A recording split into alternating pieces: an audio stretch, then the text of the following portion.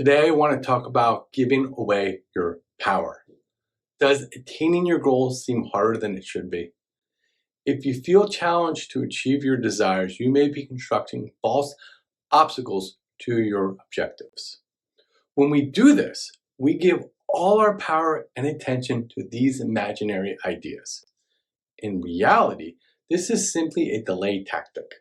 So how would you know if you were constructing false objectives and giving away your power to them? Well, here are some ways this habit tends to manifest itself. First, relationships. Perhaps you want someone to laugh with, to love, or to marry. But instead of focusing on that goal, you decide that there are those other things that you need to have to get done first. For example, maybe you want to get into better shape before you can meet someone or lose another 20 pounds. Or maybe you need to get your finances in order and save a little money. Perhaps you need a better job before you can settle into that perfect relationship. All of these prerequisites are creations of your mind. You can go about dating just fine without getting a new job first. When you're looking for a lifelong partner, you want to be with someone who will love you whether you're 20 pounds lighter or weigh just what you weigh right now. Next, social life. Maybe you have the partner you want and that dream is well under control. Now you long for exciting social life filled with fun, friends, and adventure. Getting out of the house on a regular basis seems like a great opportunity. So why don't you? Perhaps you haven't felt able to let go of the less fulfilling social relationships you have right now. Maybe you spend all your energy on the belief that you're not interesting and no one would want to be your friend. Are these ideas helping or hurting you? You might not even give all your attention to your relationships that you formed online or with TV characters on your favorite shows. Are these things part of your vision for your perfect social life? Next, career. Perhaps your social life and partnerships are just fine. Your goals now include a career that's interesting and fulfilling, one that fills you with a sense of accomplishment and pride. You want to make a significant difference in the world. You want to feel excited, passionate, and motivated. But instead, you stay at a job you dislike in order to make ends meet.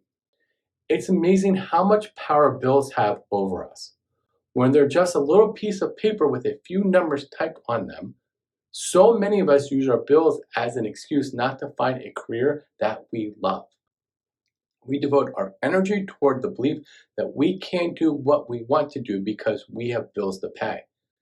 Imagine for a moment what your life would look like if, instead of focusing on bills, you spend your energy executing a plan to create a career that gave you everything you really want. Whether you would be 5 years from now if you did this, where would you be 5 years from now if you kept doing what you're doing right now? How to stop stalling and start living? Great question. So you've established that you do give away your power to obstacles you've created. What do you do now? First, determine what you're afraid of. Tell yourself you can have everything you want. Be specific about your goals. Then listen for a negative answer inside of yourself. Often, this will manifest as, but I can't, I never, I won't, there's not enough. Once you know what your buts are, you can assess your fears. But nobody really would like to want to be friends with me is really you telling yourself, I'm not good enough. Get the idea? Instead of using your power to achieve your goals, you've been giving it to a false belief that you don't have what it needs to accomplish what you want. Now, all you have to do is take this key information to keep from giving your power away. Next time you're thinking about how much you want to achieve your goals, listen closely for that voice that says, but. Then use your power to tell yourself the truth. You are good enough. You are skinny enough. You're lovable, responsible, capable, and motivated. If you find that you're having trouble talking back to the negative self-talk, there's no shame in enlisting help. a friend, a mentor can aid enormously in this process.